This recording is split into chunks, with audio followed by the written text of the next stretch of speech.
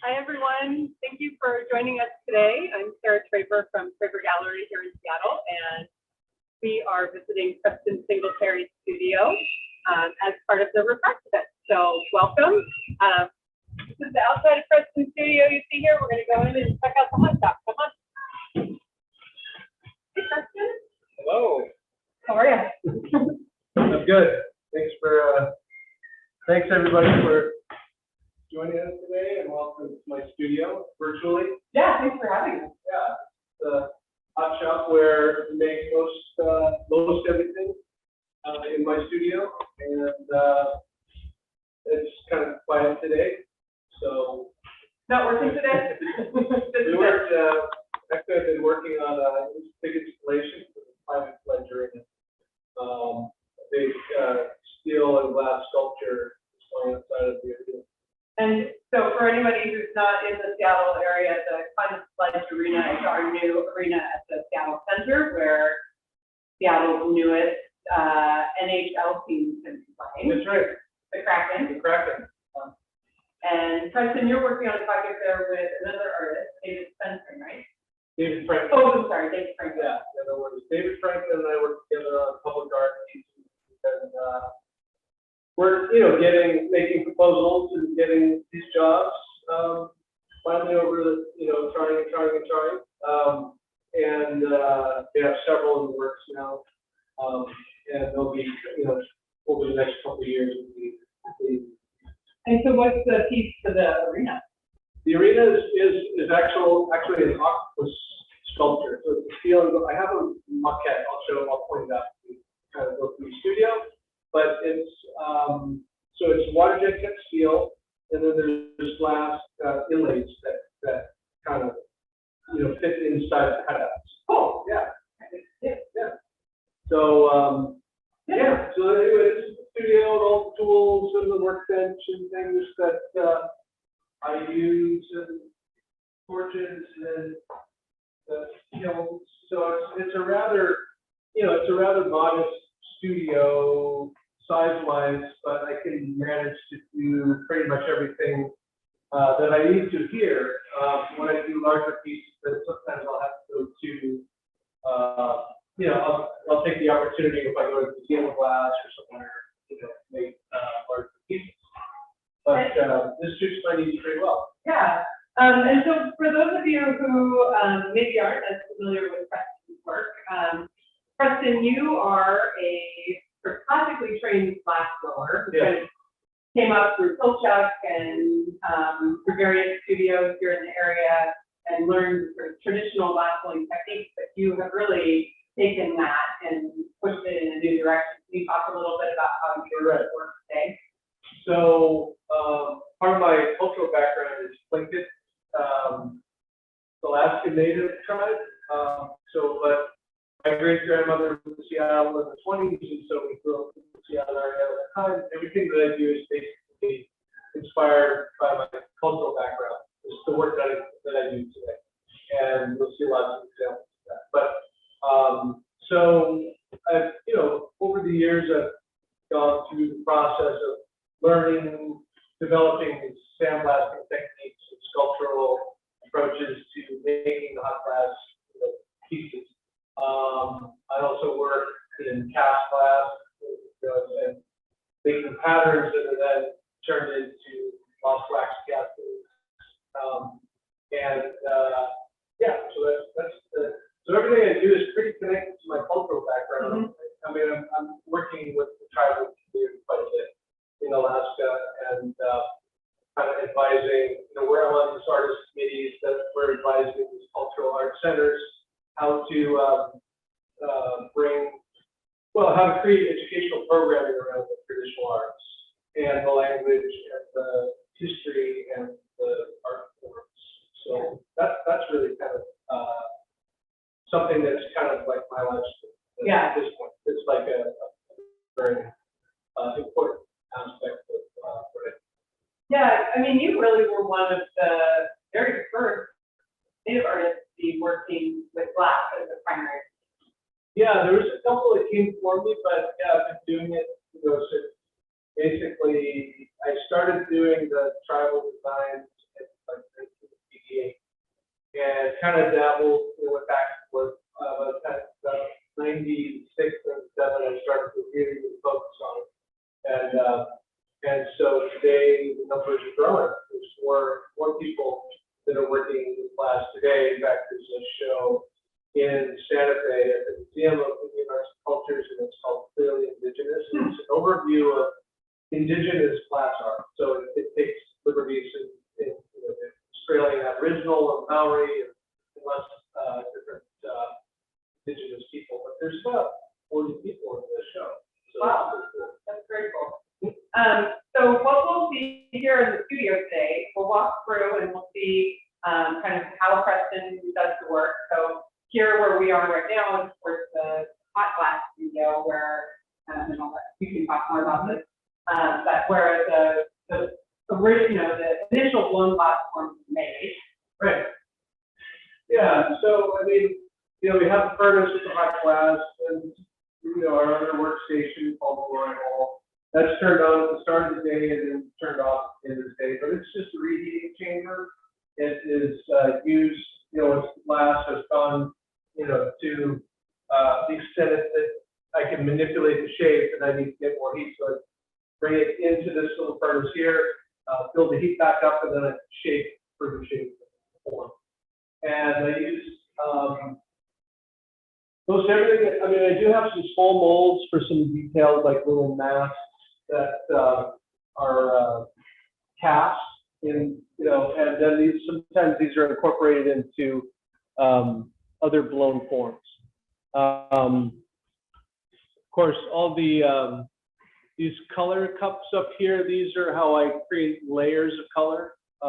So I'll drop a bubble inside there and create a veiling of color, which gives the appearance that the whole piece of glass is that color, whatever color I apply. And then I also use powders that I'll apply to the surface, and I build up that layer of powder on the exterior to give me a contrast when I go to carve through it and expose the color. So, there's this is kind of the room with all the color selections that I have in its raw form. I have the powder in these bins, and then these rods of glass are also used in different ways. So once you have the sort of the basic sculptural form, the hot glass will go in the annealer and cool, and then you're going to start a process of all cold working. Correct. So let's take a look at the rest of the studio and see how that happens. So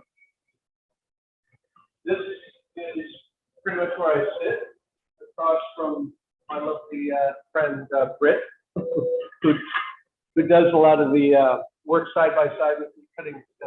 So what I'll do is I'll draw the design onto the piece, and then most often Britt will be the one who cuts these sections out. Sorry to interrupt you, Preston. So what we're looking at here is not actually the glass surface. This is like a rubberized material, right? Yeah, it's a rubber tape. You can kind of see the splice lines here, but I can kind of wrap the whole form in this rubber tape. And then it allows me to basically just to draw onto the piece and mark out the areas, proportion out the areas that I want to have these design elements. So this is a form that was actually blown into a mold, get a very traditional shape, and this is a hawk mask. So this is kind of an experimental piece. I've never done anything like this. A lot of trial and error, trying to figure out new things to do. And the designs that you use are sort of based on the traditional form line design. So can you talk just briefly about what the sort of elemental structure is there? And yeah, I mean, the Northwest Coast art, Plinkett art, is basically comprised of a few different elements. You have the ovoid here, and you have the U shape here. So this is just a much larger U shape, and then this is sort of broken up into two smaller U shapes. And so these little points here are called trigons. And so here you have a U shape here. You have kind of almost like a larger U shape here, but it's sort of broken into like a feather kind of configuration. And these eyes all of this is very, based on the style and the architecture of the Tlingit tribe. So it looks familiar, but it's my own composition. I have on the wall, you can see some of the traditional designs that I've created for paper. And that's just more or less an exercise in design work and making, something, the big tradition of making prints with Northwest Flipchart. So another facet, which you're kind of looking at now, this is a bronze cast. So I've made these in glass as well. So when I work with these forms, I work collaboratively with the carver. In the case of this one, David Svensson worked with me on this design. And so I told him a story of how I wanted the totem pole to look. And this is a story, so this represents my family, and this is my wife, Åsa, here. And she is from Sweden. So it's kind of like the Swedish, the Viking native connection. So then this figure here is Odin. So this is, Norse god, with a sort of a long boat here. Odin is often depicted with two ravens. So he's got two ravens on either side. And of course, the raven is big symbolism of Tlingit culture as well. So that's why I decided to make this form. And by tradition, the totem poles always tell a story. So this figure here is my daughter. So this is my daughter, Lydia. It's my son, Orlo. And then this is our dog, Ori, and represented as, a very intimidating wolf. And she's really just a little cockapoo. Anyways, so that's the story of those. And so oftentimes we'll make a mold from this and then do a lost wax casting, and I have a couple examples of those over here. So this one is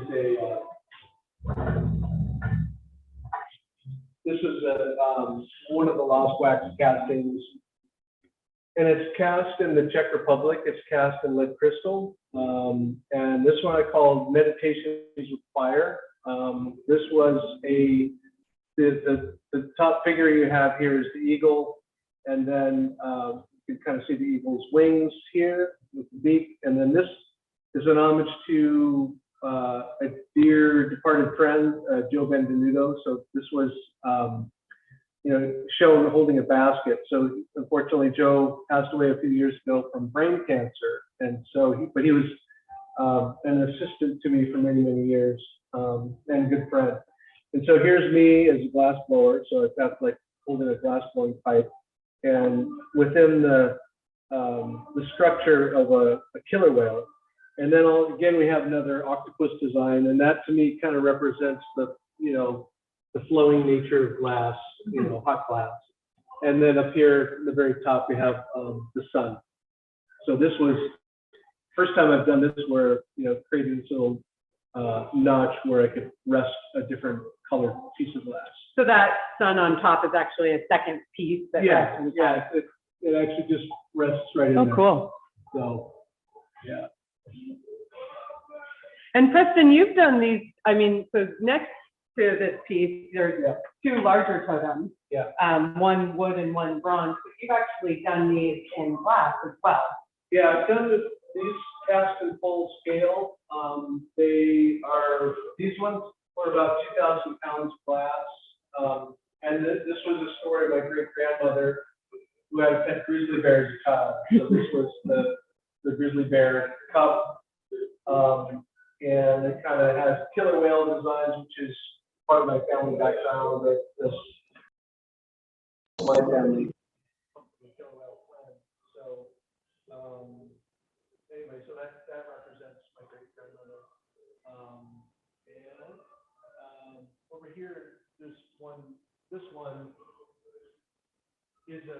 transforming killer whale, which was a name that was given to me by Joe David, who's another well-renowned artist from Vancouver Island, and he's a very traditional carver native. And so he shared his name with me, which is Kakawan Chief. It means transforming killer whale. So this is a half wolf, half killer whale figure, mythological figure. And then the face is more of, it's a kind of a shaman face. And this is glass. And that's glass, yeah. It's cast in opal glass. Oh, beautiful color. So when you, just curious, when you started doing the Tlingit design in glass, were you thinking ahead to making work on this scale? How does this kind of come about for you? It just evolved. I mean, I think I had a show, very first time I showed this work, I showed it that. I remember. And it was, so that was something that I think that for me, I was trying to find something that was more personal, and waited to sort of make myself a little more distinct from the other glass artists, So I turned to my culture and I started to make this work, but I think also people responded to it because it was something that was more personal. And then something, digging a little deeper. It was for me, it was process of discovery, really. I mean, and I had to kind of reinvent myself in a lot of ways and learn how to draw. I mean, I always sketch, but I didn't like draw, these elements, very, very technically. I mean, I had to learn how to do that. And did you work with mentors like Joe David to kind of learn that? Yeah. I took workshops, learned from like people like Steve Brown, Dwayne Pasco, and Israel Shopridge. I'm just studying the work and talking with other artists and how they approached it, and basically, it came to the point where I could create my own designs, that would be not copied out of books. Right. Can we see some of the work that's in progress here? Yeah. So a lot of these pieces, well, they're kind of on the bottom shelf. These pieces have been completed but are awaiting mounts that need a lot of these are, well, 4 of them are wall mounted forms, and they're kind of so they're awaiting a metal fixture that will be attached on the bottom, on the back, and it can hang it on the wall. These are pieces that I made this past, just on Tuesday. So I'm starting to make some work for the upcoming show. In April at Traver Gallery. Right. So this is kind of a bear's tooth form. It's exaggerated in its scale, but it's what it represents. This is so cool to see the work before it has any tape on it or has been carved at all. So This is just the initial blown form as it comes out of the annealer.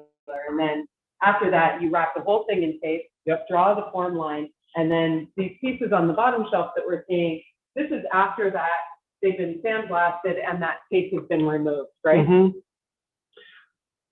Correct. And we can go in the back room. You can see a little bit of where that's done.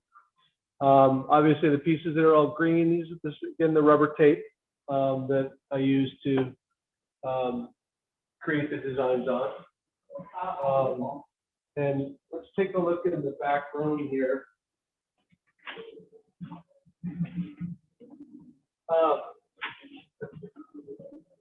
So this is Terry. Hi, Terry. And we're live here.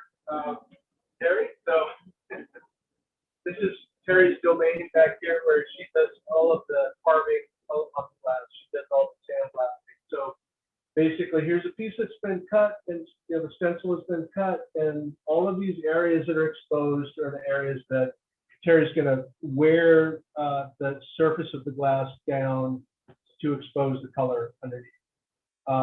And so that it's all been, cut, and I went over just to make sure that it, that it met, my standard. And Britt's really, really good at doing the stencil.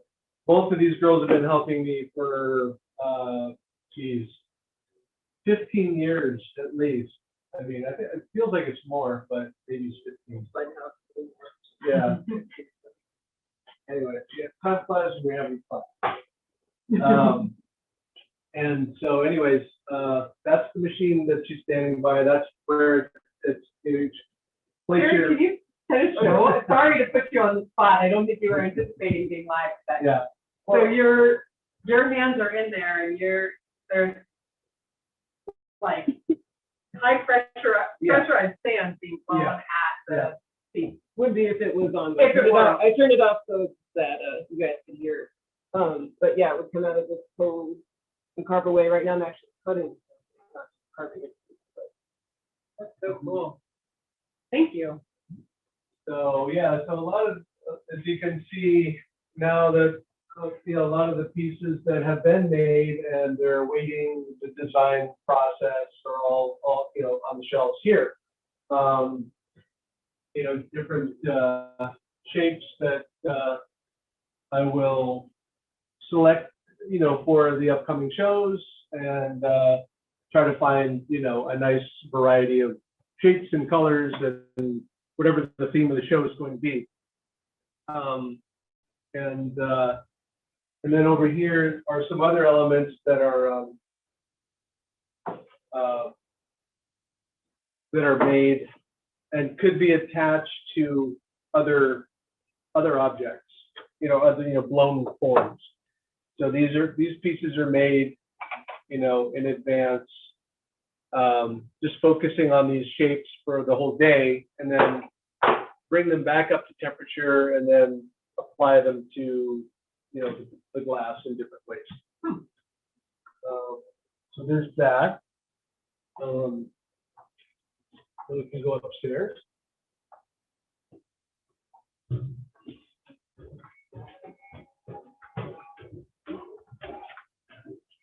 So you have a pretty amazing collection of other artwork in here as well. Yeah, a lot of these pieces are, I mean, I can't afford artwork, but I trade it with my friends. So that's not true. On occasion, I'll buy some art, depending on the price. So anyways, these are, just pieces that have no destination at the moment. I'll kind of bring all these pieces together for shows, upcoming shows, and then all kind of sits around up here.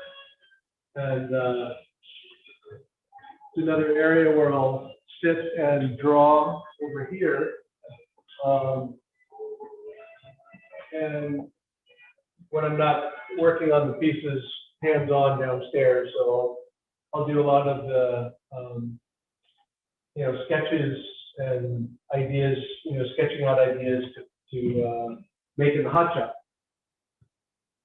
So, Preston, I know that we have some collectors on this tour with us today. Are the pieces that we're looking at here, some of these are available? Some of them are, yeah. If there's anything that you see, surely don't hesitate to contact Sarah, and we can talk about it. Yeah, so see what is available.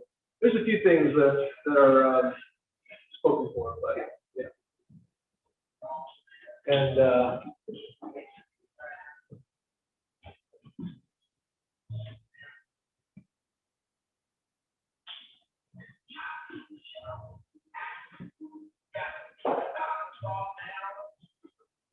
yeah, this was, well, you've seen these pieces before. This is kind of an unusual shape here, or form, but it's a traditional thing called, it's called a tina, or a copper form. And these were some people think they're shields. They're not shields. They just kind of denote the high status of individual. And they're kind of like an heirloom that is kept and it's kind of displayed in potlatch. You know, it's like, yeah, I got this thing. It's typically made. It is made from copper deposits, you know, that were traditionally found in Alaska, and they're basically pounded into this shape. And so, so to me, well, actually, it's also referred to as a money piece. So people, you know, the Tlingit culture would have, you know, held this in very high regard. So I had to try a glass version. Yeah, I like the edges where you have that, the Yeah. effect of the hammered copper there. Yeah, so this is basically taken from a real copper core that was traditionally made, and so I intentionally left that that detail there. So this is a cast piece. Cast glass, yeah.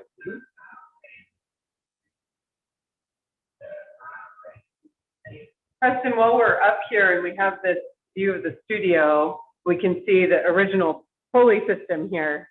Can you just speak briefly about the sort of history of this space? It's an interesting studio space in Seattle. Yeah, this was originally built as a glass, or not a glass, a sculpture, a school for sculpture. Fitzgerald. Yeah, so it was a bronze foundry? Yeah, yeah. And so that's what, you know, I have these big hoists for the crucibles that are casting. Yeah. And then in the early 80s, then Sonia Bloomdahl and William Morris took over this space. And Sonia used the hot shop and William used the rest of the storage. And then he moved on, got a different studio space. And Sonia was here for about 25 years, I believe. Okay. And then when I took it over, you know, 10 plus years ago, I've been, since. Yeah, it's for those of you who know how Seattle is developing right now, it's an interesting spot in that it's kind of grandfathered in as an artist studio in an area of town that is just, I mean, across the street from here, there's a huge building being built right now, and it's all the Fred Hutch campus and you know, all the cancer research centers are right here, and yet this one building has remarkably been preserved as an artist studio. I think, and correct me if I'm wrong, at least in part due to the fact that people love having an artist studio here in the city. Well, yeah, I think, you know, I think eventually they will tear this building down, but I'm not sure when. You know, the development that's sort of getting closer and closer starts to worry me. But yeah, I do have a good relationship with Fred Hutch, who I rent from, and they're the ones that would eventually build over in this general area and probably put up, you know, some big high buildings. So you know, anyways, that for right now, I'm the beneficiary of having all the space sitting. Yeah. I mean, I don't know what I would do if I didn't have this space. It could be It is a rare commodity in Seattle. Yep. Yep. Let's walk into your kind of office space here and see what else is going on.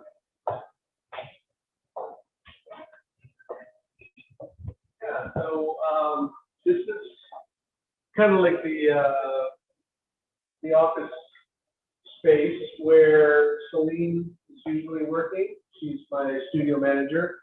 And then I have more kind of display areas and what have you, and a bit of a library and some small curios. Collection. Small things that. You a baseball fan? Yeah. Yep.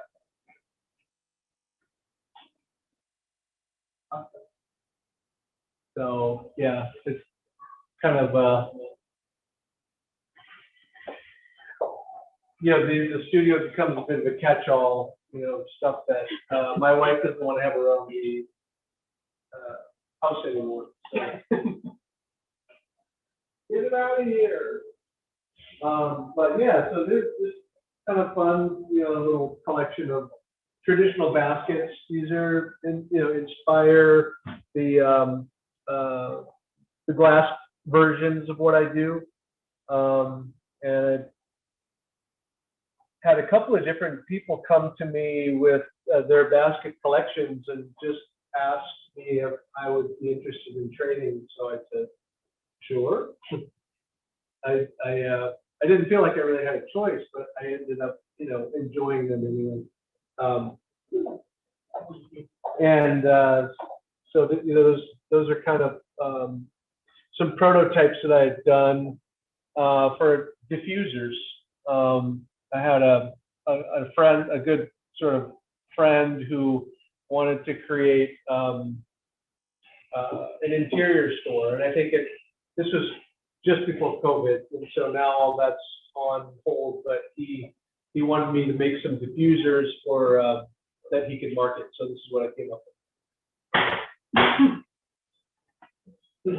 Yeah.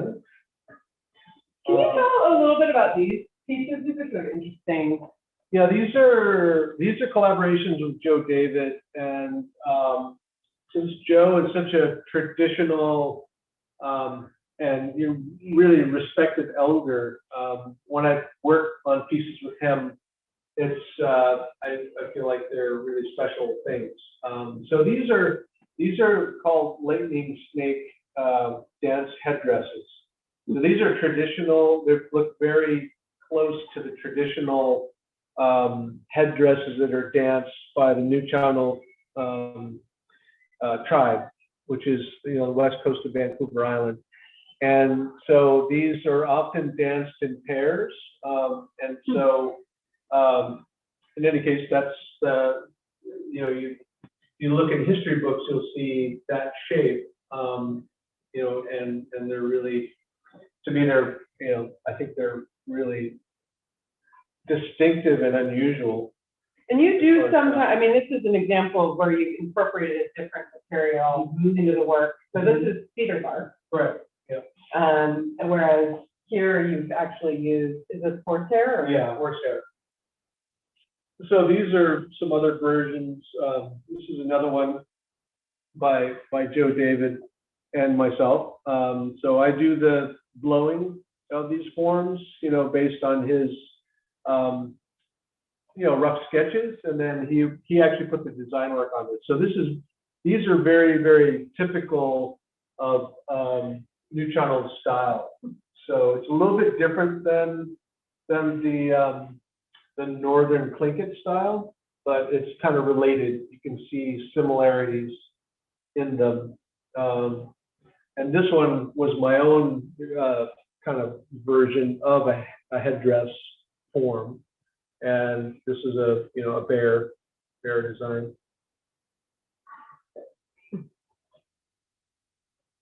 And is this the Kraken. The Kraken. This is a lost wax casting collaboration I did with David Franklin.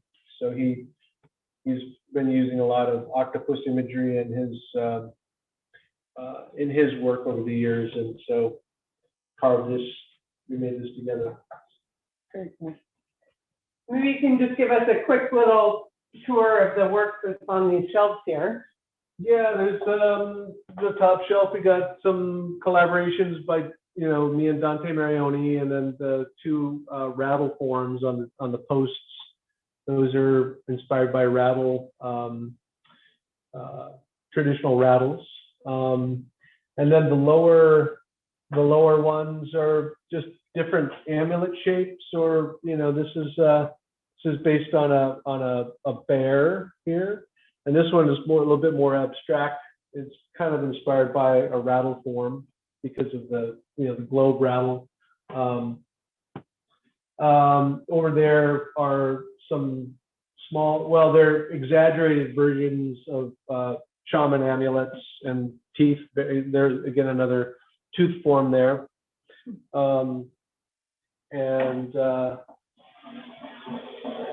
Yeah, a lot of these pieces are like this whole bottom shelf, these are all experimentations. These are things that I've made that was just kind of playing with the form. They're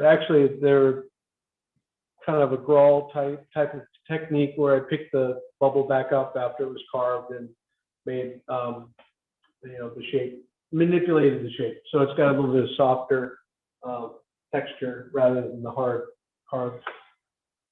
sandblasting. And that's sculptured by Ross Richmond, and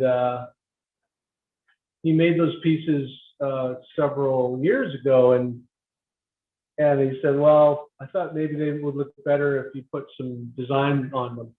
So I did put some of my handiwork on the back. So I feel like the word collaboration has come up a lot in this walkthrough. Mm-hmm. How do you approach collaboration, and why? I mean, that seems like that's an important part of your art. Yeah, I mean, I think glass blowing in general is collaborative work. I mean, it's teamwork, and we all kind of work together, for a common goal. And so, in some cases,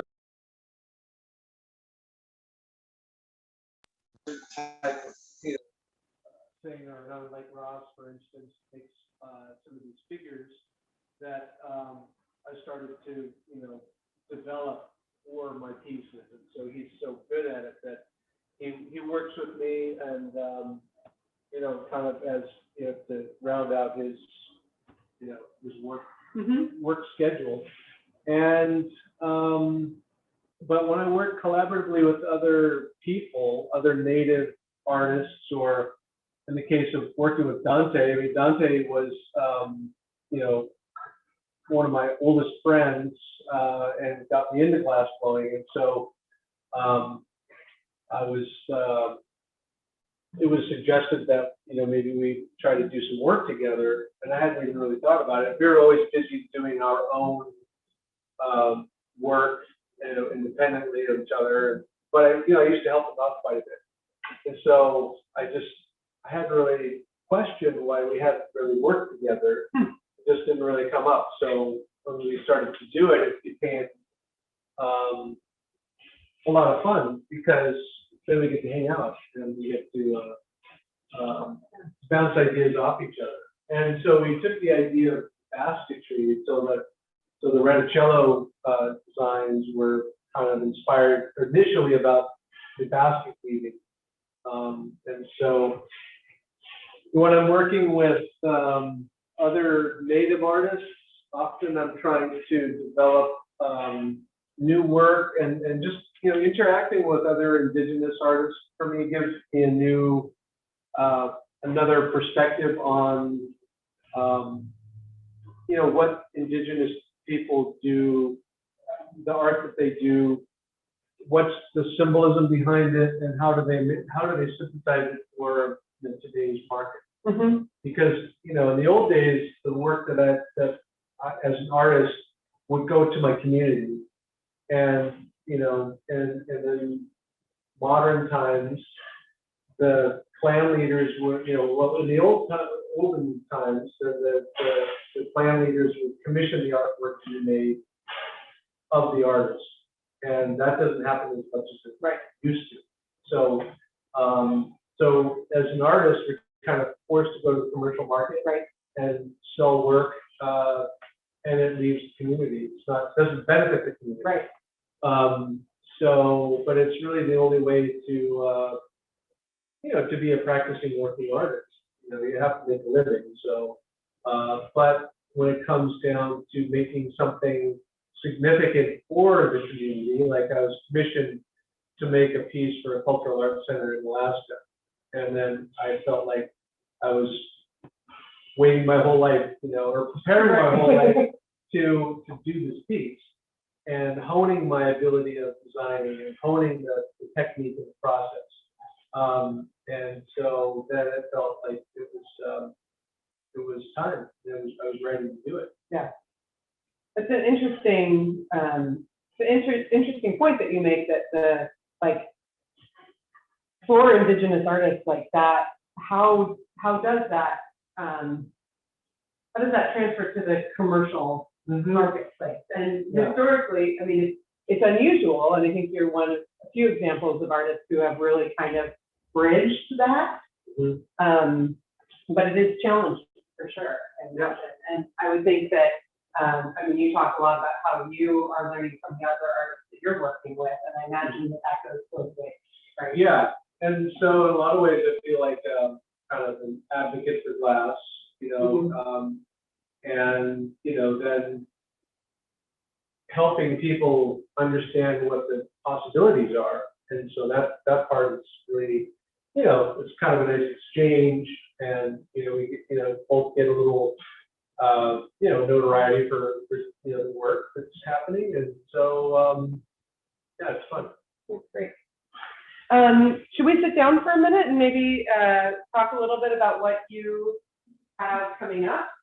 I know, in addition to the exhibition at Traver Gallery in April, there's a couple openings preceding that. Well, there's one big opening preceding that. Do you want to talk about the show at the Smithsonian? Yeah, there's a show that I made called Raven in the Box of Daylight. It's originated at the Museum of Glass, and it's traveling. Went to the Wichita Art Museum, and now it's going to go to the Smithsonian, the National Museum of the American Indian. And so that'll be there for a year-long run. And so that's kind of an immersive installation of work, and it's kind of places you in the story of how Raven stole the sun. So it's pretty elaborate, and it's has, you know, video projection, and there's a soundscape that is, you know, specific for the exhibition. So part of my moonlight partly as a musician, something that I do. I take kind of semi-seriously, but then I made some music with my friends and created soundscape for that. So I saw that exhibition in Coma when I was there. I didn't get to see it in Wichita because of the pandemic, but how does that work as an artist? So you designed this immersive exhibition for a particular space. I imagine it has to be redesigned in some capacity when it travels. Is that? It gets redesigned, you know, depending on the configuration of the gallery, and or, you know, the museum spaces, you know, rooms. Then it has to be big enough, so it's about, I don't know, 3,000 square feet of you know, and there's about 45 pieces in the show, and so so each venue, they, you know, send me like a kind of a sketch up with all the rooms that the piece will be going into, and then I have to create the kind of Layout. And so that part is something that changes over time. And when does that open in January? January 28th. 2022. Cool. And that'll be in Washington, D.C. So folks are in the area, go check that out for sure. And you're also being honored by another Smithsonian institution, the Renwick. The James Renwick Alliance is honoring you with a Master of Craft award, I think next week or the week following? Yes, next, 20-something of October. Yeah. Sorry. I think it's 2 weeks from tomorrow. Yeah. And that's a big deal. So that's like, it's not a lifetime achievement award, but it's sort of a similar recognition in that you and I think 3 other artists who are working in different craft media are being recognized for really obviously being a master of that medium that you're working in, but I think also really a recognition of how you have pushed that medium forward and kind of challenged our notions of what glass can do. And so that'll be happening in a couple weeks. I also want to acknowledge that there's a recent exhibition by the Renwick Gallery in also, you know, same Renwick, DC, they just purchased a major work of yours as Yes. part of their, Yeah. they're doing a big acquisition campaign for their 50th anniversary. So they, can you talk about the people they bought? There's a box that I had in the exhibition from last spring, or this past spring.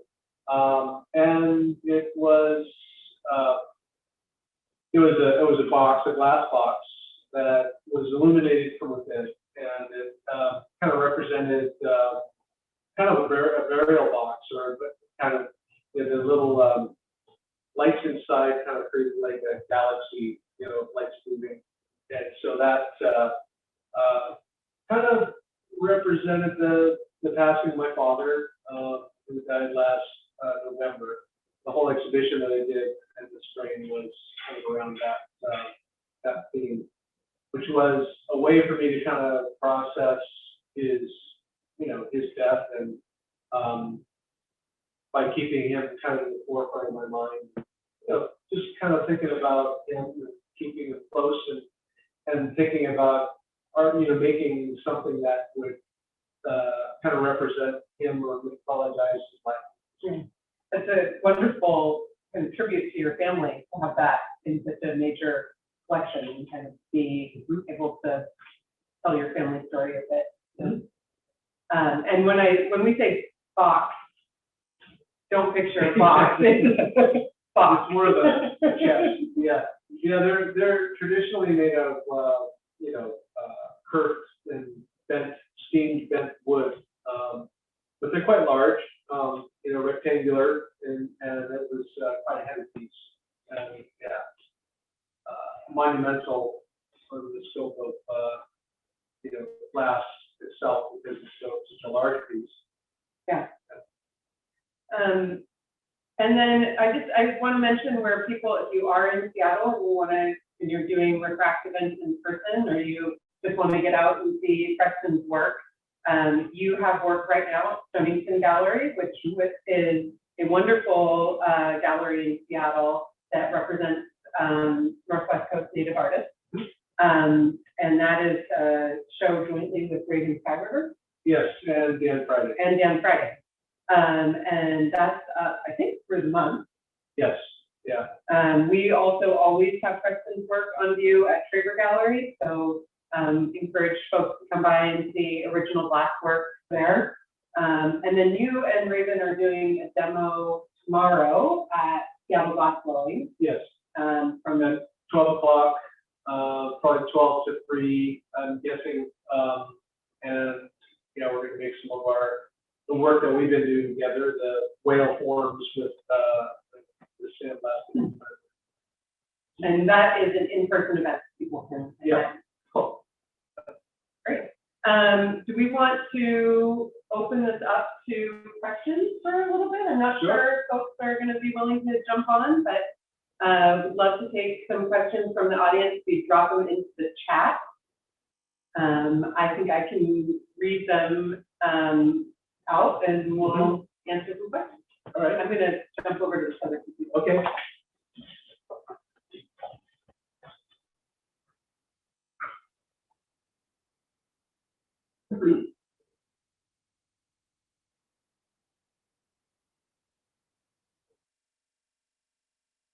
So Preston, while we're waiting for people to add questions to the chat, can you talk a little bit about your music? Oh, happily. So I have this group, we call ourselves Ku'i, which means potlatch in language. It's we're about ready to release our 4th album, and it's triple LP, so we do vinyl. I have some here. You can see a lot of effort is put into the artwork. And so these are double and triple LPs. This one is called "They Forgot They Survived." It's it's kind of a commentary on the survival of native cultures. This one was called "Heen." This is a water themed album. This came out about the time when the Dakota pipeline protests were happening. So we kind of made a whole album that was themed around water. And the next one's called Whoosh, and that means people came together. And this, we worked, we collaborated with a fellow named Bernie Worrell, who was a very famous musician. He was co-founder of Parliament Funkadelic, and it was music that I really admired. And so I had the good fortune to meet him. My band opened up for his, and then he mentioned to me that, we should get together and collaborate on some music, and I was kind of blown away, and I took him up on it right away, and we made all this music together. This last album, the fourth album, is the final collaborative music that he ever produced. So he passed away in 2016, and so but we did work for 3 years on all this music. So very cool. Check it out. Yeah. We have a website dedicated to the band. So I do have one question in here from Elizabeth, and she's curious to know how she can view work that is available for purchase at the studio. I'll field that question. Yeah. Yeah. Talk to me. Yeah. Exactly. Talk to Sarah or anyone at Traver Gallery, and we can work with Preston to get you images of work that is of interest. And yeah, there's. Most everything we have, professional photos, if there's anything that, want to make note of. And I did just send, about 5 new pieces to the gallery? Yeah. So those are posted. Those are some of the newest works. And there's some exceptional pieces at our gallery right now, and I would encourage anyone to jump on the website. All of Preston's available works that are at the gallery are posted on our website. Of course, there's no substitute for seeing work in person or on video, so we're always happy to give you a tour in person or set up a FaceTime call and do a virtual visit. a couple more. Yeah, a couple more questions. What's next, Preston? This is from Elisa. Is there a challenge of imagery or medium, something you haven't tried yet? Well, there's a couple of big public art jobs that are coming up, which those are kind of challenging. The one that we did, that's going on up at the Climate Pledge arena, that is just getting finished up. Actually, after this, I'm going to dash down to the center and start grinding on this piece of metal. Literally. Yeah. And but then, so over here, you can pan across the large mural here that you can see is printed on glass, and so it's multiple panels of glass you can see, and so I'm playing with that technique a little bit more, and I'm going to be creating a big composition similar to this for the Montlake Terrace Sound Transit Station. Cool. Yeah. So it'll be printed on the glass. It'll be quite visible from a distance. It should be kind of a fun and dramatic format to work with.